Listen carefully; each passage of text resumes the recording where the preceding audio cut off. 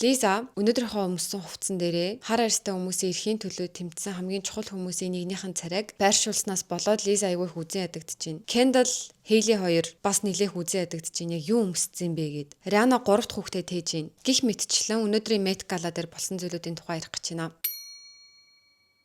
Хай. За өнөөдрийнхөө бичлэгээр надаас маш их асуусан Met Gala-гийн тухай ярих гэж байна. Цаг 1:30 болж байна. 5 сарын 7-ны 1:30. 2 дахь өдөр 12 өнгөрсөн болохоор 3 дахь өдөр гэсэн үг. Би текстээ одоо л бэлдэж дуусаад одоо бичлэг хийх гэж байна. За би өнөөдөр бичлэгтээ зориуллаад одоо Met Gala-гийн димэнд хамгийн дөхөж чадхуйц хувцас өмсөөд бичлэгэндээ айгу бэлдээд ингээд сууж ийн. Уруулаа улаанаар будж мутчихсан. Жил болгоны 5 дугаар сарын хамгийн ихний даваа гараг Met Gala болдог. Тэгэхээр энэ жил 5 сарын 5-нд болсон. Энэ өдөр болсон дахиад маш чухал үйл явдал гэх юм бол Puff Daddy-гийн шүүх хурал албан ёсоор эхэлсэн. Нэг иймэрхүү үйл явдал болж байгаа айгүй юм сенсацтай өдөр байна. Тэгээ өнөөдөр ямар ч Met Gala-г нэрчээ. За нодлон жилийн Met Gala дээр болсон сонирхолтой явдлууд гэх юм бол Blockout 2024 гэдгийг санаж байгаа байх. Одоо одууд, инфлюенсерүүд айгүй хэмжээгээр блоклуулсан, канселдуулсан. Hailey Bailey гэдэг инфлюенсер Let Them Eat Cake гэдэг TikTok хийснээс болоод бас канселдуулсан. Нэг иймэрхүү хил амтай Met Gala болсон. За нөгөө талаасаа Tyla-гийн гайхалтай iconic Ilsen dress байна. Тэгээ Anokia-ийн бас гайхалтай Swarovski-гийн bodysuit байна. Тэгээ энэ лукуудыг давхаар лук энэ жил байсан гэж бодож байна уу? За гол сэдвэрийг орцгоё. За Met Gala бол хандив цуглуулах ивент гэдгийг бид нар бүгдээ мэддэг болсон баха. За энэ хандив нь Costume Institute-д зориулсан юм хандив байгаа. За Costume Institute гэдэг нь болохоор Нью-Йоркийн Metropolitan урлагийн музейн загвар хувцсны төв урлагийн үн цэнийг судалж хадгалдаг юм байгууллага байгаа. Тэг Metropolitan урлагийн музей буюу The Met. Одоо Met Gala гэж хэлээд байгаа шүү дээ. За тэгвэл энэ байгууллагад мөнгө хандивлах нь яагаад чухал юм бэ гэвэл ер нь хувцас загвар гэдэг чинь өөрөө хүн төрөлхтний түүх урлаг соёлын аюул юм том түүхэн үнэт зүйл болно шүү дээ ирээдүйд. Тэгээ тэр одоо загварын ийм үнэт зүйлсийг удаанаар хатгалахын тулд дараагийнхаа generationтэй яг гоё ингэж чанартайгаар нь хатгалахын тулд зориултын газар байх ёстой. Хувцсны чанарыг муутгахгүй тулд яг тэр хിവэр нь хатгалахын тулд Метрополитены урлагийн музейд ингэж хатгалдаг байгаа юм байна. Тэгээ ер нь бол хувцас загвар гэдэг чинь өөрөө яг л дуу, хөгжим, багаж, зэвсэг гэдэг шиг юм тусдаа индивидуал байгаад байгаа байхгүй юу? Одоо энэ хувцас загварын соёлыг, мэдлэгийг ч гэсэн ингэж олон хүнд ингэж тарааж түгээх нь өөрөө нэг ёсны айгүй чухал зүйл болж байгаа маа. Одоо ингэж мохоохгүй байх, мартагдуулахгүй байх гэдэг нь. Тэгээд музейг ер нь одоо ингэж ажилуулахын тулд гэх юм уу удаан оршин тогтнуулахын тулд нэлээх мөнгө хэрэгтэй болдог. Тийм болохоор л Met Gala-гийн тикет нь ер нь нэлээд үнэтэй байдаг. Яг нэг хүний тикет нь 75 мянган орчим доллар гэдэг. Тэгтээ Met Gala дээр очиж байгаа хүн болгон 75 мянган доллар төлдөг гэсэн үг ердөөсөө биш. За ямар хуу зохион байгуулалттай болдог вэ гэхлээр за Met Gala тэр чинь улаан ёсны ёслол байгаа шүү дээ. Цаашаага ороод бас юм хүлээ авалт олно, зоог барина, үдэшлэг болно. Тэрэн дээр мэдээж ингэ ширээнүүд байгаа. Нэг 10 хүнтэй ширээг 350 мянган орчим доллараар нэг брэнд худалдаад аваад одоо захиалцдаг гэж байна. Одоо чинь Prada ч юм уу, Miu Miu ч юм уу тэр брэнд тэр ширээг бүхэлд нь тэгэж захиалж аваад тэгээ тэр ширээн дээр суух хүмүүсийгээ урьдаг гэсэн үг. Одоо модельуудыг жүжигчдэг. Тэгээ харин оронд нь яадаг вэ гэхлээр тэр брэндийнхаа хувцсыг өмсдөг гэсэн үг. Тэгээ 1948 оноос хойш зохион байгуулагдаж байгаа. Харин 1999 оноос хойшоо Anna Wintour гэдэг эмэгтэй одоо зохион байгуулад явж байгаа. Нийт одоо 26 жил гэсэн үг. За Anna Wintour-ыг болохоор ер нь бол мэдгүй юм байхгүй бах.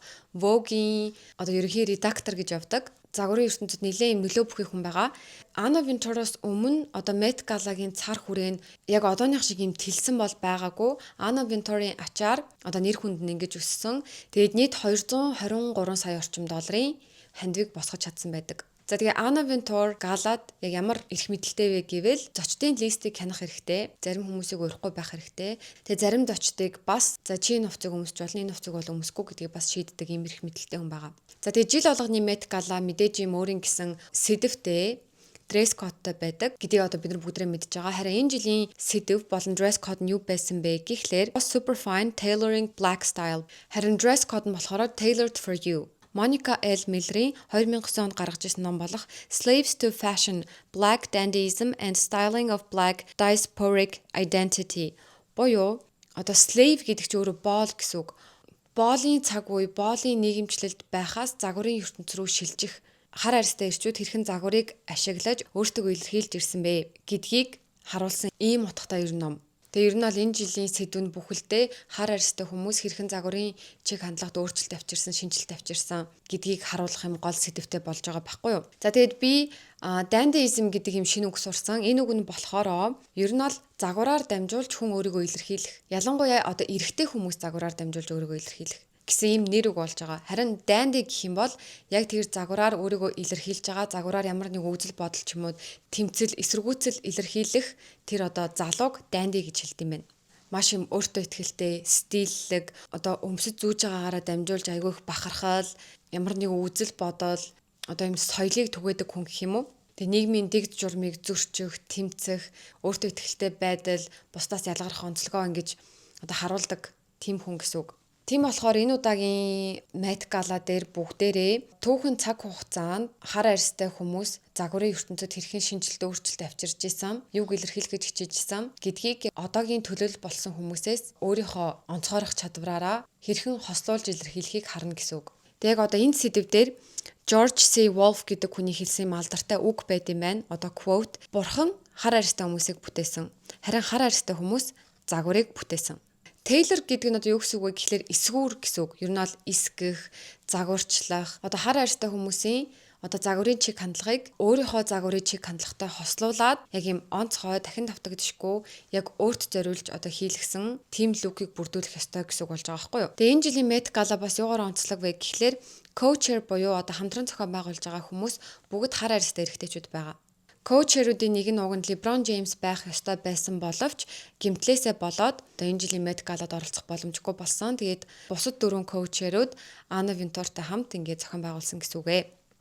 Тэгээ надад болохоор одоо энэ жилийн сэдв, цаад утга учир, зорилго гэдэг юмнууд нь ер нь нэлээд таалагдсан. Хичнээн загвар гэж байгаа ч гэсэн одоо Америкт ингээл Black Lives Matter гэл хар арьстай хүмүүс ирэх айгүй зөрчигддөг штэ. Тэр тал дээр ч гэсэн айгүй одоо юм эрэг нөлөө болох үйс одоо нэгдмэл болох үйс нөлөөлөхөд им айгүй юм том хөдөлгөөн болж байгаа гэж бодож байгаа байхгүй юу? Одоо арга хэмжээ гэх юм уу? Одоо түлхэц болсон, тусалсан. Тэнгүүд айгүй таалагдж байгаа надаа. Тэгсэн чинь ганцхан сэдвийнхаа хүрээнд биш, ер нь бол яг загвар гэдгийнхаа хүрээнд, зохион байгуулалт гэдгийнхаа хүрээнд 2025 оны Met Gala хүмүүст ер нь таалагдаагүй, айгүй замбраагүй болсон, нэх гоё байгаагүй гэж хүмүүс айгүй сэтгэл дундуур байгаа.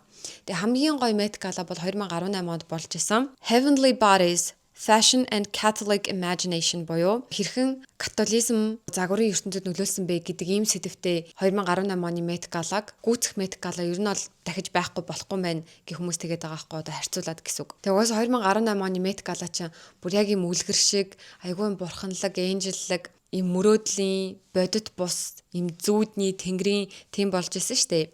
За тэгээ одоо хүмүүсийн одоо таалагдахгүй байгаа гэдэг байгаа зүйлүүдийн тухай ярив. Хамгийн эхлээд болохоор red carpet буюу улаан хивс. За улаан хивсний ёслол гэж ярьдаг ч гэсэн энэ жил Met Gala-гийн нөгөө айгүй iconic улаан хивс нь цэнхэр хивс болцсон байсан. Энэ хивсний дизайныг уран бүтээлч Cy Gavin гаргасан бөгөөд хөх хөнгө нь ус, харин энэ цэцэг нь нарцисс гэдэг цэцэг байгаа. Энэ бүхэн Грекийн нэг домогтой холбогдож байгаа бөгөөд нарциссус гэдэг маш үзэсгэлэнтэй залуухан залуу байсан. Тэрээр өөрийнхөө тусгалыг усанд хараад өөртөө дурлаад тэндээсээ харцаа салгаж чадахгүй байсаар агаад нас ураад тэгээ цэцэг хувирсныг нь нарцисс гэж нэрлэсэн байгаа. За энэ нь хэрхэн Met Gala-гийн сэдвтэй холбогдож байгаа вэ гэхлээр нарцисс цэцгийн бэлэгдлийг ашигласнаар хар арьстай дизайнерууд болон уран бүтээлчид өөрсдөө хэрхэн танин мэдэж тэр ойлголтоо хичнээн гайхамшигтай хүчирхэг загвар болгон хувиргасныг илтгэж байгаамаа. Яг нарцисс цэцэг болон хувирсан шиг гэсэн үг. Өөрийгөө хараад дурлаад түүний үр дүнд өөрчлөгдөөд гоо сайхан мөнхийн бэлэгдэл болон хувирах үйл явцыг илэрхийлж байгаа. Тэг хүмүүс болохоор яг сэтгэлийн хувьд юу гэж хэлж байгаа вэ гэхлээр музей ер нь тэр чигтээ айгүй олон өнгө холилдсон байсан гинэ, олон төрлийн цэнхэр өнгө. Шал нь өөр цэнхэр өнгө, хан нь өөр цэнхэр өнгө, тэгээ дээдлийн тааз нь бас өөр цэнхэр өнгө. Дээрээс нь тэр цэнхэр өнгөнүүд дээр юм цэцэгнүүд байгаа нь айгүй анхаарлыг ингээд сарниулаад байсан, ирээлждүүлээдсэн. Тэр хивсэн дээр алхаж байгаа хүмүүсийн хувцс руу тэгээ деталь руу юрдээс харах боломж олохгүй чихнээс ингээ анхаарал ингээд сарниулаад исэн гэж байгаа байхгүй юу. Тэгээ энэ цэгэр хивсэн дээр юу гэж бодож байна? Гоё шинжилэлт байж чадсан уу эсвэл хуучнараа байсан дээр гэж бодож байна уу? За одоо одоодын хүмүүсийн хувцсны талаар ярья. Гэхдээ хамгийн түрүүнд co-chair буюу зохион байгуулсан хүмүүсийн хувцсыг ярих гэж бодож байна. За хамгийн ихний хүн болохоор Common Domingo. За энэ хүн болохоор жүжигчин байгаа. Euphoria дээр тоглосныг бид нар бүгд мэдж байгаа. Candyman гэдэг кино тоглож байсныг бас мэдж байгаа. За тэрээр ер нь бол бараг 2 лук харуулсан гэж хэлж болно. За эхний лук нь болохоор Valentino-гийн им урт хөх хөнгөтэй нөмрөг нөмөрцөн байсан. Тэг энэ хэсгэрээ нэлээ юм одоо чимэгтэй, detailтэй. За тэгээд тэрээр болохоор энэ лүкөө хэлэхдээ нэг юм боол байсан юм байна. Тэгээд тэр боол одоо боолчлолоосоо чөлөөлөгдөх үедээ надад байдаг би хамгийн ганган одоо амтны ярьсан тийм одоо цэнхэр нөмөрмөр ингэж хэлсэн гинэ. Тэгээд одоо тэр эрэх чөлөө өөртөө итгэл одоо сэргэн мандалтыг бэлэгдээд ийм цэнхэр нөмөрсөн гэж байгаа. Тэгээ энэ нь өөрөө айгүй юм бас хаанлаг, ийм эзэнлэг, тийм одоо утгыг илэрхийлмээр байна гэсэн мэлээ. Тэгээ нөмрөгнийхэн доор өмссөн шото пижак, тэгснэ ийм полка дот буюу ийм толботой хийтэй ийм одоо занга, тэгээд ийм саарл брюко өмд гэд надад ер нь бол энэ лук ингээ үнэхээр таалагдсан. Tailoring black style гэсэн штэ. Тэгээд тэрэн дээрээсээ нэмээд tailored for you буюу одоо өөрийгөө гэж илтгэх тэр зүйлийг бас чимэг олгож оруулж өгөөрэй гэдэг энэ dress code-нд бүр яг таарсан юм шиг санагдаж байгаа байхгүй юу. Надад бол энэ Доминго төрхтөөлэг ингэж энэ хувцастай төрсөн юм шиг харагдаж байна. Бүх юм нь өөртөө зөгцсөн. Та нарт тэгж санагдаж байна уу? За тэгээд тэрээр улаан ёсны ёслол дээр бас нөхөртөөгөө бас хамт алхсан байгаа. Тэгээ нөхөр нь болохоор нэг юм чернелийн өнгөтэй маш юм гялалтсан, хосол өмссөн. Тэгээ тэр нь тайлтай. Тэгээ тэрнээс гадна бас яг чернелийн өнгөтэй ийм одоо scarf оролт хүзүүгээр уйж өгөөд тэг яг ийм хажуудалтаа бант хэлсэн байна. За дараагийн коучер болохоор Lewis Hamilton. За энэ хүн маань хурдны машины уралдаанч, racing driver гэхээр Formula 1 дэлхийн аврагт 7 удаа ялж исэн. Ийм спортын хүн байгаа. За тэрээр Grace Wells Bonnery цайвар цагаан өнгийн, creamy өнгийн хослыг өмссөн. Тэгээ түүний өмссөн хувцас нь болохоор одоо дизайнер нь айгүй юм spiritual хүн гинэ. Айгүй юм сүнслэг. Тэгэд тэр сүнслэг чанараа жигсийн хувцсандаа одоо шингээж өгсөн гэж байна. Тэгэд одоо энэ жижиг деталууд нь одоо утга учиртай, өөртөө итгэл, өсөлт хөгжилт, дурсамж, өв соёлыг илтгэж байгаа. Тэгэд өнгөн ч гэсэн айгүй одоо юм муу мухай зүйл байхгүй, айгүй цэвэр ариун гэдэг утгаар энэ өнгийг бас сонгосон гэж байна. Lewis Hamilton болохоор загварт одоо чухал ач холбогдол өгдөг хүн байгаа. Одоо хувцас загвар гэдэг чинь зүгээр л мөнгө үрэх, брэнд өмсөх гэдэгтэй ердөөсөө биш, хувцаар дамжуулж өөрийгөө илэрхийлэх, тэрүүгээрээ дамжуулж өсөж хөгжих гэдэг энэ талаас нь явдаг. Тэгээ тэрээр ингэж хэлсэн. Түүнийг одоо ийм байранд ирэхэд загвар түнд айгүй их тусалсан. Одоо энэ жилийн Met Gala болохоор түүний одоо 10 дахь жилийнх нь Met Gala болж байгаа. Хамгийн 2015 онд Met Gala дээр иржсэн. Тэгээ тухайн үеийн дим нь болохоор China Through the Looking Glass гэдэг ийм сэдвтэй байсан. Тэгээ 10 дахь жилдээ одоо коучер болоод ингэж ирж байгаамаа. Тэгээ бас ийм айгу утга учиртай сэдвтэй үед нь гоё ингээ коучер болж штэ. За дараагийн болохоор A$AP Rocky байна. Коучер. Хамгийн түрүүнд яаж цэгэр ивсний яслал дээр гарч ирснээс эхлэе гэж бодож байна. Одоо тийм нэг юм хаалт байгаа штэ. Тэгээ хаалны цаана ингээ айгүй хүн үдж байгаа. Тэр хүмүүс дундаас ингээ шүлжиж ирснэ. Тэр хашлахыг даваад тэгээ нэг гадуур өмссөн байсан юм а тайлаад нөгөө хүмүүс рүү эргэж хараад тэгээ нөгөө хүмүүс нь юу вэ A$AP Rocky байсан юм уу гэд ингээ айгүй гайхаж байгаа. Ямар ч тэгэж орж ирдэг. Миний хажуугаар Justin тэгэж зөрөөл тэгэл би ингээл ингэж гайхаж байсан чинь Justin дараа нь хүүдийг аваад тэгэл би юу вэ Justin байсан юм уу гэж тэгэж төсөөлөл тээ. Дэлүүлүү. За тэгээ түүний өмссөн хувцсан дээр хамгийн их анхаарал татж байгаа зүйл болохоор түүний шүхэр. За хэрвээ сайн харах юм бол шүхрнийх нь бариулаг буу шиг байгаа. Тэгээ энэ нь 90 карат алмазаар чимэглэгдсэн шүхэр аксессуар болж байгаа. За тэгээ хүмүүс үүнийг юу гэж бодож байгаа вэ гэхлээр саяхан A$AP Rocky одоо шүүх хуралд орсон штэ. 2021 онд нэг найзаагаа буутсан гэдэг хэрэгээр тэгээд одоо гимгүн тогтоогдоод тэгээд нэх удалгүй одоо Met Gala дээр ирж байгаа. Тэгээд тэрнийхээ одоо илэрхийлэл болгоод гэх юм уу одоо юу гэдэг нь ялалтаа тэмдэглээд тийм одоо шүхэр барьсан гэж байгаа байхгүй юу. Тэгээ дээрэс нь тэр шүхрийн загварыг ч гэсэн өөрөө гаргасан гэсэн. За дараагийн ярих коучер болохоор Pharrell Williams байна. За бүгдээрээ түүнийг Because I'm Happy гэдэг дуугаар мэдэн штэ. Түүний лукийг нь ер нь харах юм бол нэх юм онцгой харагдахгүй. За яг ингээ маш энгийн экстрем ердөөсөө байхгүй. Айгүй минимал. Тэгсэн чинь түүний өмссөн байгаа блейзер нь 100 мянган сувднаас бүтсэн. Тэгээ энэ блейзерийнхаа дизайныг Pharrell Williams өөрөө гаргасан. Харин Louis Vuitton-ы багийнхан одоо энэ загварыг нь амьлуулж өгсөн гэсэн үг. Энэ блейзерыг хийхэд 980 цаг зарцуулсан. Угаасаа 100 мянган сувдаар ийм юм хийхин тулд 980 цаг гэдэг угаасаа байж болох хугацаа хэлгүй дээ, тэ. За тэгээ Pharrell Williams одоо dandyism гэдэг үгний утгыг тайлбарлахдаа хувцаслалт бол ердөөсөө бишээ. Харин загварыг үгээ илэрхийлэх, бүжил бодлоо илэрхийлэх, эрхчлөөнийхөө төлөө одоо тэмцэж байгаа, эрхчлөөгөөрөө бахархаж байгаа нэг тийм илэрхийлэл багаж хэрэгсэл сувдаар ч гэсэн үнийг илэрхийлэх гэж хичээсэн. За тэгээ бид нар Pharrell Williams-ыг ер нь дуучин гэдгээр мэддэг боловч тэрээр бас загвар зохион бүтээгч байгаа. Ер нь бол маш олон брэндүүдтэй ийм коллаб гаргаж ирсэн. Одоо Adidas, Louis Vuitton, Moncler 2023 онд Louis Vuitton-ы Creative Director болж исэн. Одоо Creative Director гэхээр юу гэж орчуулах юм бэ те? Ер нь бол Louis Vuitton-оос гарч байгаа бүх тэр зүйлийг одоо санааг нь гаргана, Pharrell Williams-аар батлуулна гэсэн үг байхгүй юу? Загварыг гаргана, загвар зохион бүтээн гэх мэтчлэн. Тэгээд 2023 оны загварын 7 хоног дээр анхны коллекцон гэж гаргаж ирсэн. Ер нь бол загвард нэлээд одоо хувь нэмрээ оруулж байгаа хүн гэх юм уу? Яг оролцоотой байдаг хүн. За одоо ингээд 4 коучерийнхаа хувцлалтын тухай ер нь бол ярьчлаа. За одоо хүмүүсийн хамгийн их ярианы сэдв болж байгаа зүйлсүүдийн талаар ярьцгаая. Heidi Klum 10 сая долларын ийм diamond хүзүүний зүйлд зөөсөн байгаа. Тэгээ энэ тухайд хүмүүс бас нэлээд ярьж байна. Тэгээ Heidi Klum угаасаа 12 жилийн дараа Met Gala дээр эргэж ирж байгаа юм байна л та. Түүний өмссөн хувцсны үед гэвэл яг үнэндээ димтэйгээ зөгцөөд байгаа мó, dress code-тойгоо зөгцөөд байгаа мó мэдэхгүй байна. Надад бол тэгж харагдахгүй байна. Ингээ маш зүгээр энгийн нэг юм одоо үдэшлэг хүлэн авалтанд орж байгаа юм шиг харагдаж байна. Тэгээд одоо энэ лүкнийх нь хамгийн онцлог зүйл нь тэр одоо diamond necklace байгаад байгаа байхгүй юу. Тэгээд одоо энэ өмссөн даашинз нь болохоор Vetements-ы даашинз юм байна. Харин 12 жилийн өмнө болохоор ийм лүктэй байсан байна уг нь. Тэгээд түүний лүкний тухай та нар юу гэж бодож байна? 12 жилийн дараа эргэж ирж арай өөрөөр эргэж ирэх боломжтой байсан штэ гэж бодож байна уу? Heidi Klum ч уг нь одоо жишээ нь Halloween-аар ч юм уу ийм зөвүүн хувцалдаг байхгүй юу? Тэгээ ердөөсөө одоо чинь би заавал хөөрхөн л харагдах хэрэгтэй гэдэггүй бүр яг утгаараа хуурж үзүүлдэг. Тэгээ Met Gala дээр ч гэсэн бас яг одоо гоё лук бүрдүүлэх байхаа гэдэг юм хүлээлттэй байсан чинь энэ лук нь бол бүр нэлээд даруухан ийм лук болсон. За одоо Lisa энэ жил анх удаа Met Gala-д очсон, дебютээ хийсэн. Lisa бүр аль хэдийн Met Gala-д очоод сурцсан, огт сандрахгүй байгаа. Тэнд ингээ үнэхээр тухтай байгаа харагдчихсан. Lisa-гийн бие нь үнэхээр гоёсэн. Хөл нь айгүй гоё урт. Тэгээд Tailored for You буюу өөрийнхөө тэр онцгой зүйлийг ингээ оруулж өг гэсэн штэ. Тэгээ надад одоо ингээ харахаар яг Lisa нэрээ өөрийгөө л харуулж ийн гэж бодсон. Хин нэгэн шиг болж жүжиглээгүй. Яг л Lisa-гийн стайл. Одоо яг тэр tailoring black style гэдэг димиг яг барьж аваад тэг өөрийгөө гоё оруулж өгсөн байгаа байхгүй юу. За тэгсэн чинь хүмүүс юу гэж ярьж байгаа вэ гэхлээр Lisa-гийн одоо энэ торон хувцсыг одоо дээгүүрх нь болохоор нэг юм торон юм пижак шиг юм байгаад тэгснэ юм шилэн трикотой. Шилэн трикон дээрээ LV гэд одоо юм принттэй байгаа. За тэгсэн чинь Lisa-гийн энэ торон хувцсыг нь бүр ингээд томруулж харах юм бол хүмүүсийн царай байгаа. 3 эмэгтэй хүний царай байгаа. Энэ 3 эмэгтэйчүүд болохоор хар арьстай хүмүүсийн эрхийн төлөө тэмцсэн им төлөөлөгч болсон эмэгтэйчүүд байгаа байхгүй юу? Тэгсэн чи хүмүүс нэг таалагдаагүй зүйл нь за Lisa-гийн дээгүүр хувцсан дээр нь чахуу царай нь орж болно. Тэгсэн чи яагаад төрцөйкэн дээр нь энэ хүмүүсийн царайг бас оруулаад өгсөн байгаа юм бэ гэж хүмүүс уурлаж байгаа. За энэ 3 эмэгтэйчүүдийн нэг нь болохоор Rosa Parks гэдэг эмэгтэй байгаа.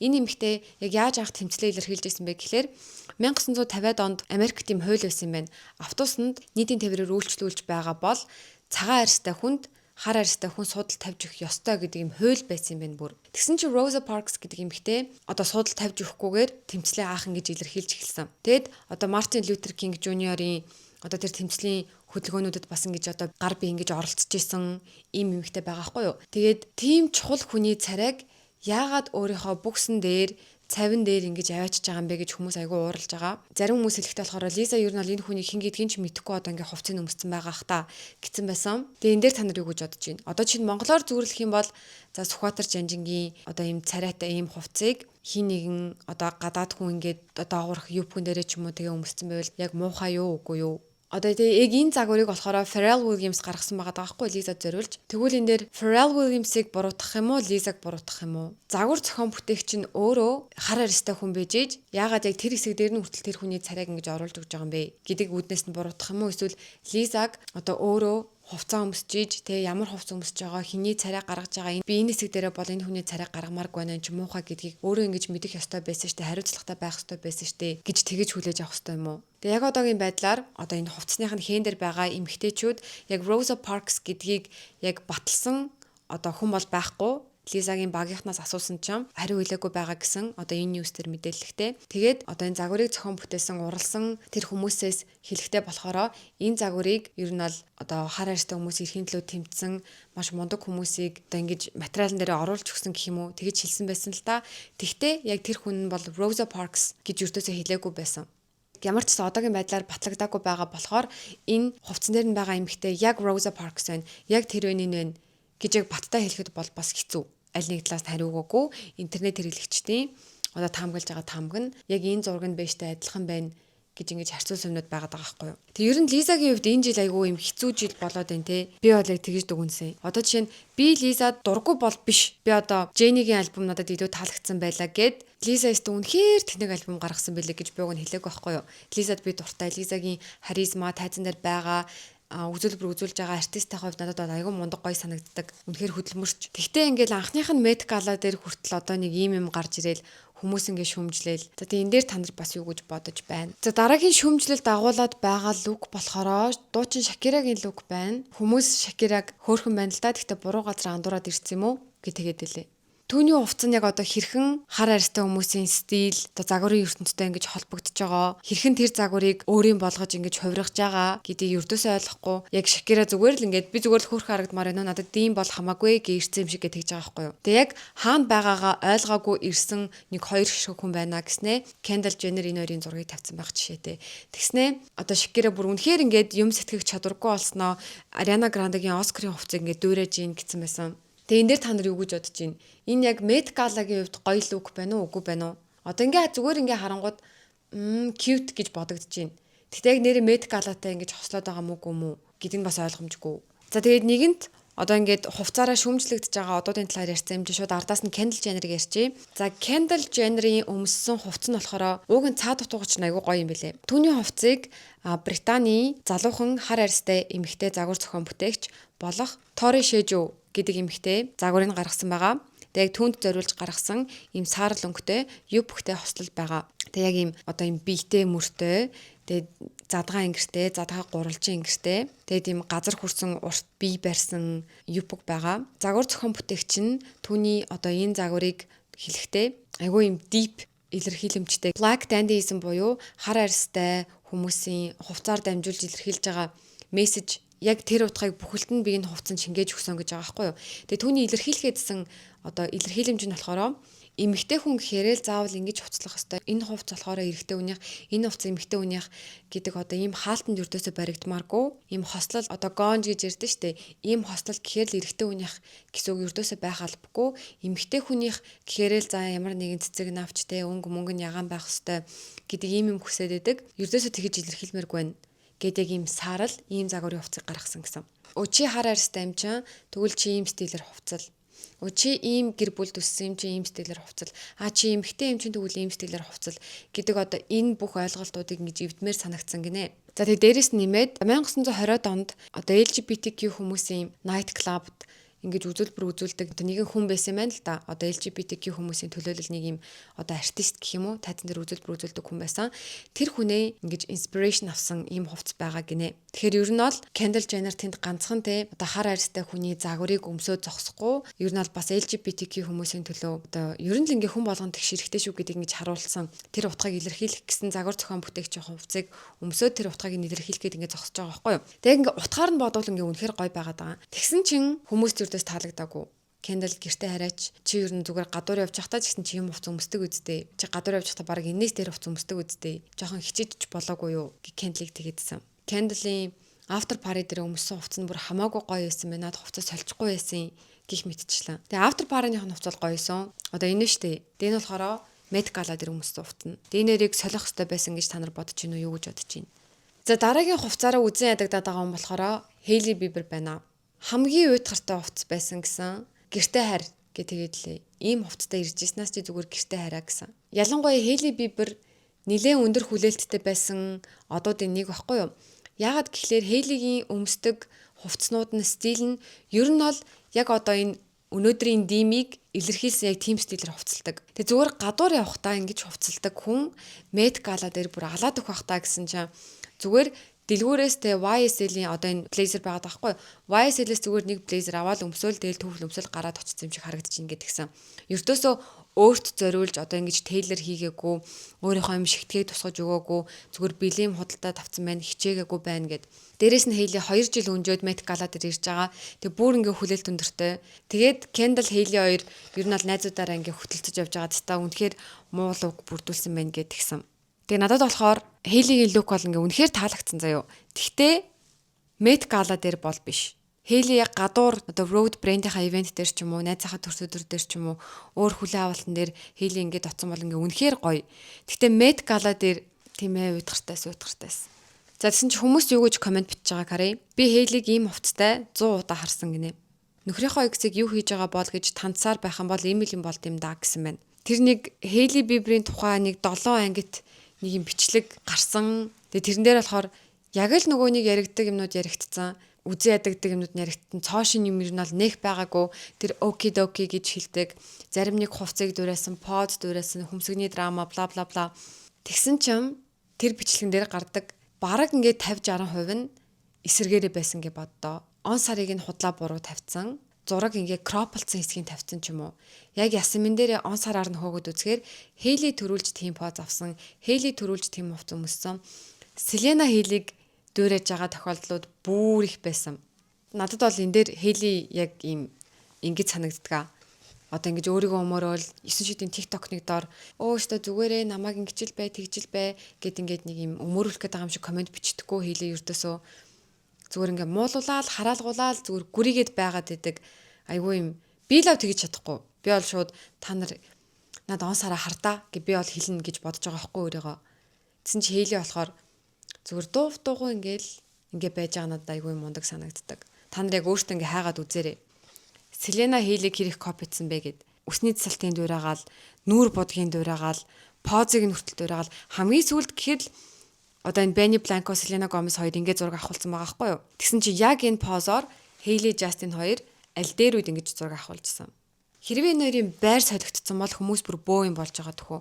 Йоо, Хейли, Жастин хоёр дахиад Селенаг дуурайчлаа.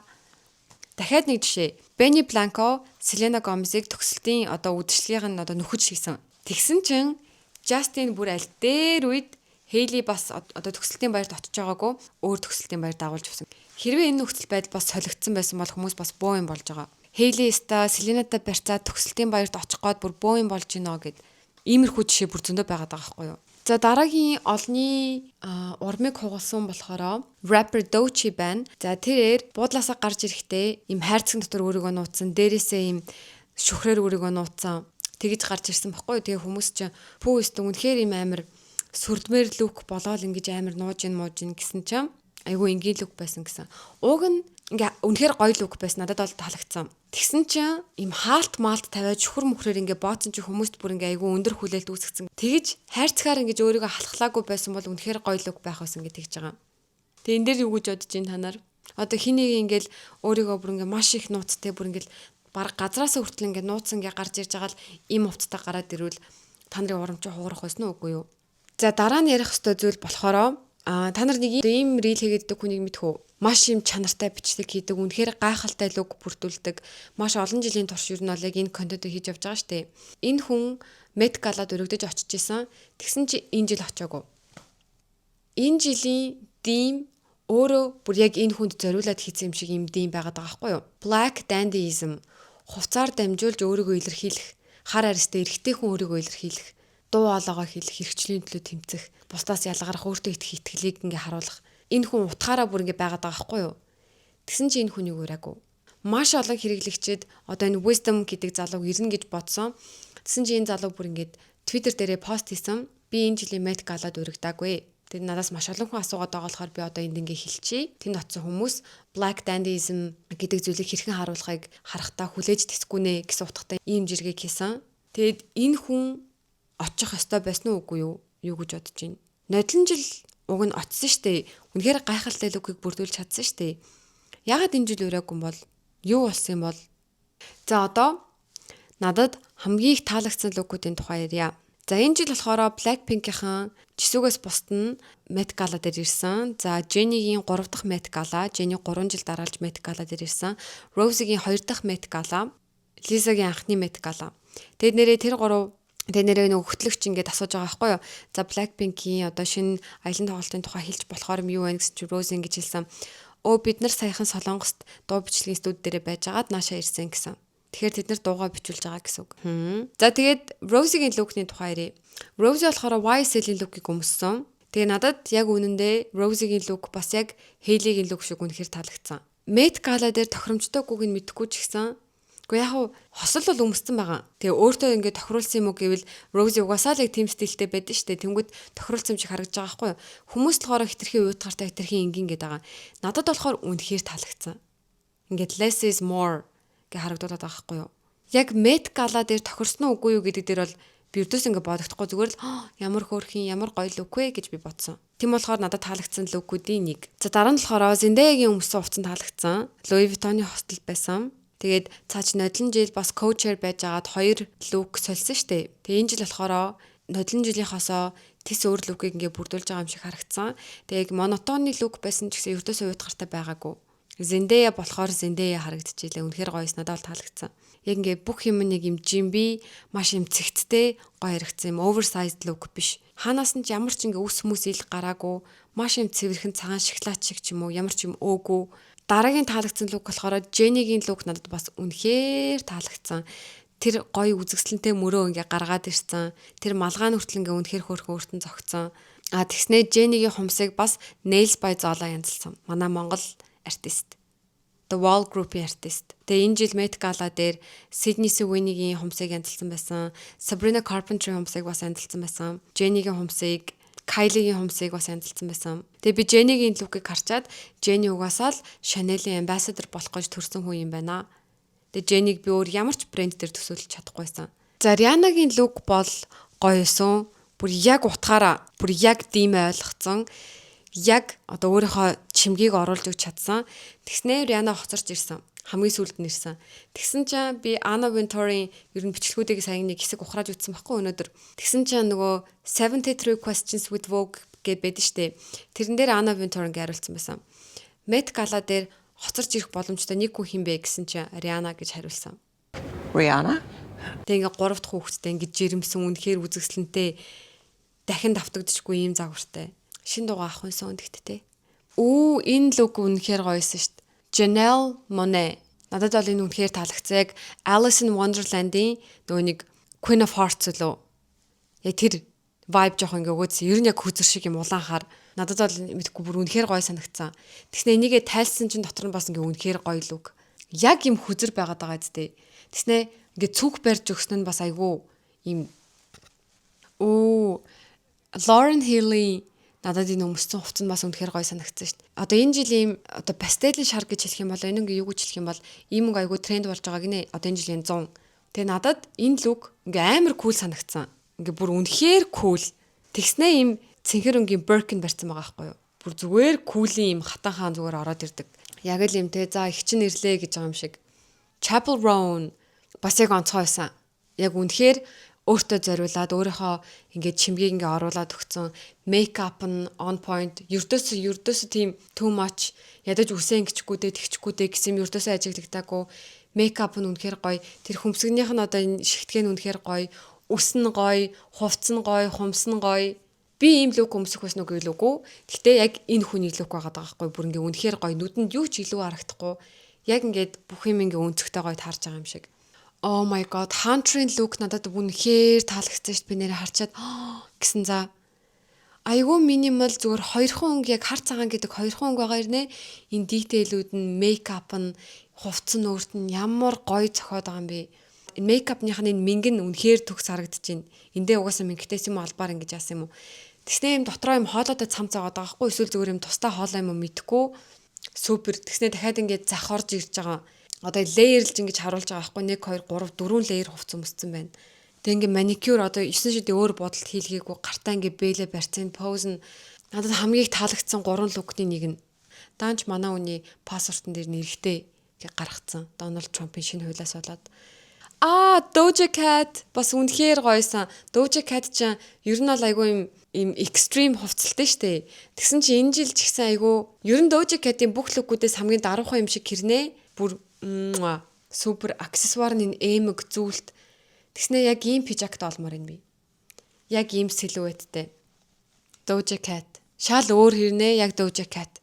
За Diana Ross хүмүүсийн ингээ хүзүүг бараг хугалсан ингээ хүм болгоо ингээ эргэж хараад гайхшруулсан. За тэрээр 2003 оноос хойш анх удаа Met Gala дээр ирж байгаа 22 жилийн дараа. Тэгээ маш юм нүсэр палаж өмссөн. Тэр улаан авсыг ер нь бол бүхэлд нь ингээ эзэлсэн.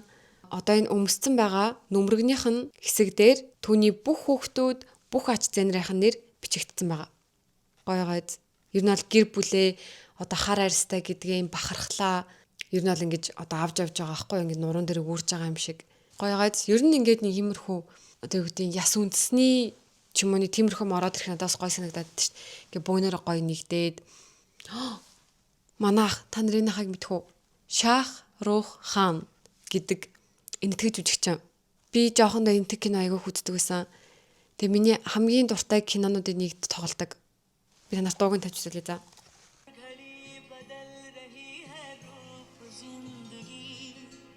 Нойндог мэдхүү юм амар үрдмөр кино шүү. Энэ жүжигчин ах маань Met Gala дээр ирсэн мэн хөгшөрдөхгүй юм бах та.